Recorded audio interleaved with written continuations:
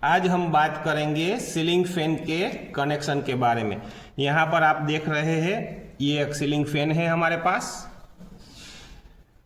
दोस्तों ceiling fan में पहले फैन में से 4 वायर निकलते थे, अब 3 वायर निकलते हैं। तो ये 3 वायर कौन कौन से हैं, कैसे आइडेंटिफाई करना है, ये आज हम सीखेंगे। यहाँ पर हमारे पास ये 3 वायर्स है, एक रेड कलर का है, एक ब्लू है और एक ब्लैक है। तो इसमें से स्टार्टिंग वाइंडिंग का वायर कौन सा है, रनिंग वाइंडिंग का वायर कौन सा है और कॉमन वायर कौन सा है, तो ये हम कैसे चेक कर सकते हैं वो आज हम सीखेंगे। और उसके बाद ये फैन के कनेक्शन कैसे होते हैं। तो ये रनिंग वाइंडिंग, स्टार्टिंग वाइंडिंग या कॉमन, वो हमें पहचानने के लिए मल्टीमीटर की ज़रूरत पड़ेगी। तो हम मल्टीमीटर ले लेंगे। मल्टीमीटर से हम ये तीनों के बीच में रेजिस्टेंस मेज़र करेंगे।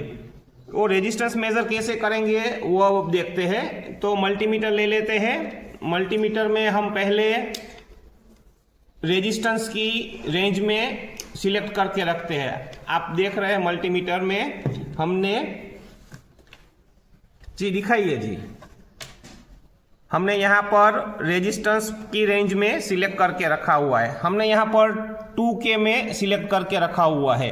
तो यानी जो भी रीडिंग आएगा उनको 1000 से मल्टीप्लाई बाद में करना पड़ेगा। तो चलिए अब हम रेजिस्टेंस मेजर करते हैं। तो रेजिस्टेंस मेजर हम कैसे करेंगे, यहाँ पर हमने देखा है कि 3 वायर्स निकल रहे हैं, एक रेड है, एक ब्लैक है, ब्लू है और एक ब्लैक। तो सबसे पहले हम रेड और ब्लू के बीच में देखेंगे, फिर ब्लू और ब्लैक के बीच में, और रेड और ब्लैक के बीच में कितना रेजिस्टेंस आ रहा है। तो सबसे पहले हम मेजर करेंगे रेड और ब्लू वायर के बीच में रेजिस्टेंस कितना आ रहा है। तो मेजर करेंगे हम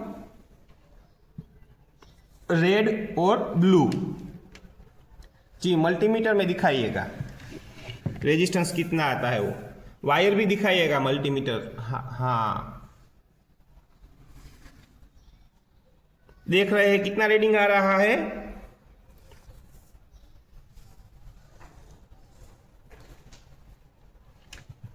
देखिए मल्टीमीटर में हमारे पास रेड और ब्लू के बीच में 0.1982 रीडिंग दिखा रहा है।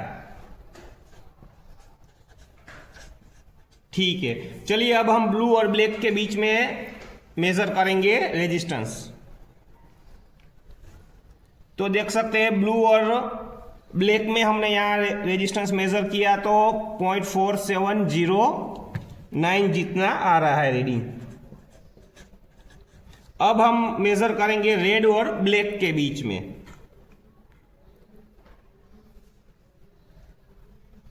देखिए हमारे पास यहाँ पर रेजिस्टेंस आ रहा है 0.2754।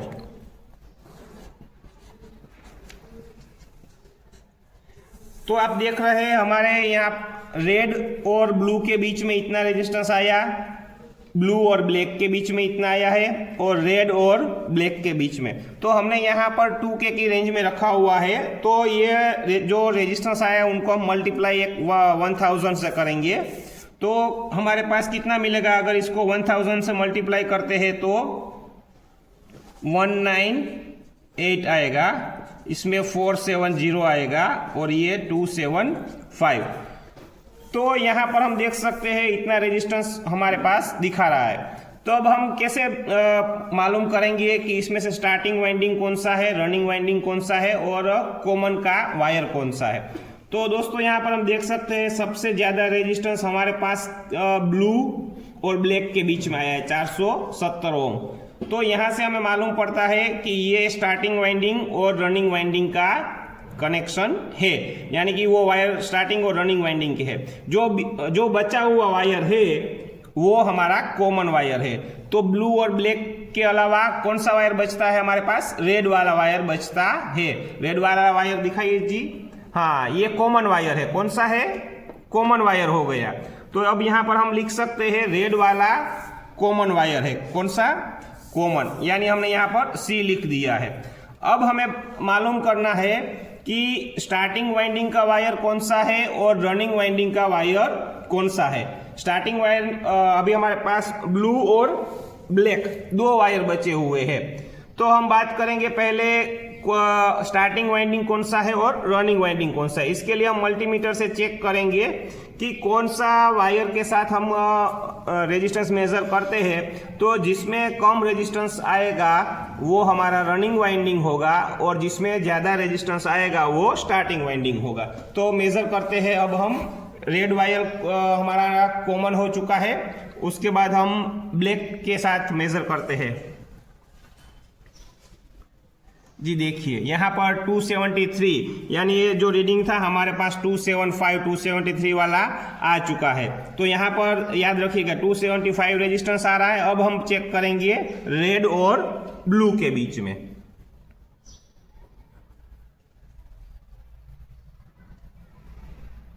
जी आप देख रहे हैं यहाँ पर 198 जितना दिखा रहा है। तो ये ब्लू वायर, तो यहाँ पर रेजिस्टेंस कम आया। तो यहाँ पर हम देख सकते हैं कि ये जो ब्लू वाला वायर है वो हमारा रनिंग वाइंडिंग का वायर हो जाएगा और ब्लैक वाला है वो हमारा स्टार्टिंग वाइंडिंग का वायर हो जाएगा।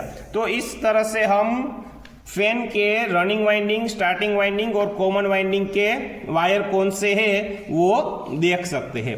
तो अब हम कैपेसिटर कैसे लगाएंगे, कैपेसिटर का कनेक्शन करने का रहेगा, तो उसके बारे में भी अब हम बात करेंगे। दोस्तों तो ये सीलिंग फैन के कनेक्शन किस हिसाब से करने के हैं वो अब हम देखेंगे। तो सबसे पहले हमें यहाँ पर जो कैपेसिटर का हाउसिंग है उसमें कैपेसिटर लगाना पड़ेगा। तो फ्रेंड्स कैपेसिटर ले लीजिए। सबसे पहले हम एक बार कैपेसिटर को चेक कर लेते हैं चालू है या नहीं। तो कैपेसिटर को चेक करने के लिए हम सिंगल फेज एसी सप्लाई में से चार्ज करेंगे। तो चार्ज करके दिखाइए। देखिए यहाँ पर हम कैपेसिटर को चार्ज कर रहे हैं। तो अब देखते हैं कैपेसिटर चार्ज हो गया है। अगर ये चालू होगा तो अब डिस्चार्ज करके दिखाएंगे। डिस्चार्ज करके दिखाइए। देखिए यहाँ पर स्पार्क हुआ, तो इसका मतलब ये हुआ कि कैपेसिटर रेडी वर्किंग कंडीशन में है। और अगर एक बार देखना चाहते हैं तो देख लीजिए आप। देखिए हाँ बढ़िया आवाज आई अब। तो ये कैपेसिटर चार्ज हो चुका था, उसके बाद हमने इसे डिस्चार्ज किया, यानी ये कैपेसिटर चालू वर्किंग कंडीशन में है। तो अब हम इसके कनेक्शन कैसे करेंगे। तो सबसे पहले हम ये फैन को थोड़ा सा साइड में रख देते हैं, आपको पेपर पे दिखाते हैं। तो हमारे पास 3 वायर से, एक रेड, ब्लू और ब्लैक, हमने रेजिस्टेंस मेजर करके मालूम कर लिया कॉमन वायर कौन सा है, रनिंग वाइंडिंग का कौन सा है और स्टार्टिंग वाइंडिंग का। ये जो सी लिखा है इसका मतलब होता है कॉमन, आर लिखा है यानी रनिंग और एस यानी स्टार्टिंग। और यहाँ पर हमारे पास कैपेसिटर भी है और यहाँ पर हमारे पास सिंगल फेज सप्लाई भी है। तो पहले हम पेपर पे देख लेते हैं। तो कैपेसिटर के जो 2 वायर्स है वो हम यहाँ पर एक स्टार्टिंग वाइंडिंग में करेंगे कनेक्शन और दूसरा कनेक्शन रनिंग वाइंडिंग में करेंगे। दोस्तों यहाँ पर देख लिया आपको कैपेसिटर के 2, एक स्टार्टिंग वाइंडिंग में और एक रनिंग वाइंडिंग में।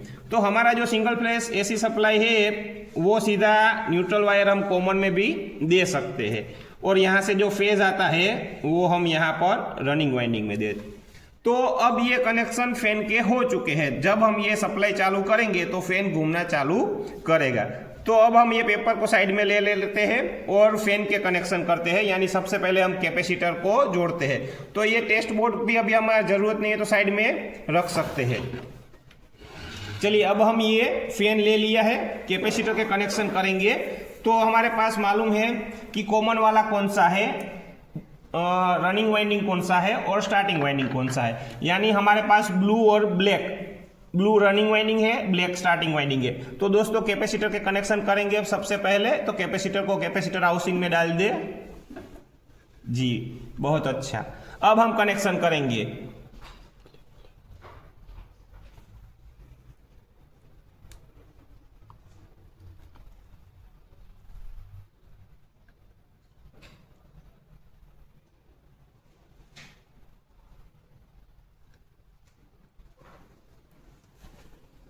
देखिए यहाँ पर अब कनेक्शन हो चुके हैं।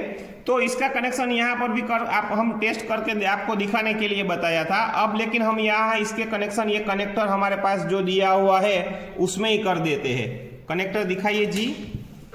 ये देखिए यानी जो फैन में से 3 वायर निकल रहे हैं वो 3 कनेक्शन को यहाँ पर करेंगे और 2 फेज और न्यूट्रल ये साइड से देंगे हम।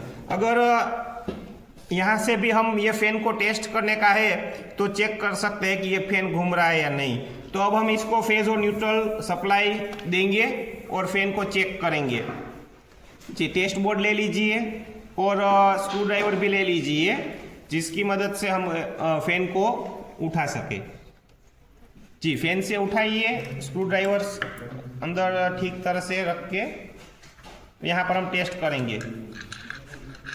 जी, बहुत अच्छा, थोड़ा सा और अंदर जाने दीजिए आराम से। हाँ, तो यहाँ पर अब हम टेस्ट लैंप द्वारा के सप्लाई देंगे हम। देखिए यहाँ पर फैन हमारा घूम रहा है लेकिन एंटी क्लॉकवाइज घूमा, तो फैन के कनेक्शन हम चेंज करेंगे।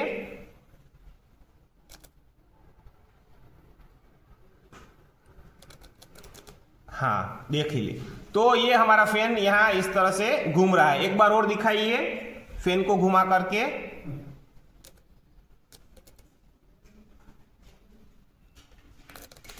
हाँ, देखिए तो ये फैन के कनेक्शन हमारे हो चुके हैं। तो इस तरह से हम फैन के कनेक्शन कर सकते हैं।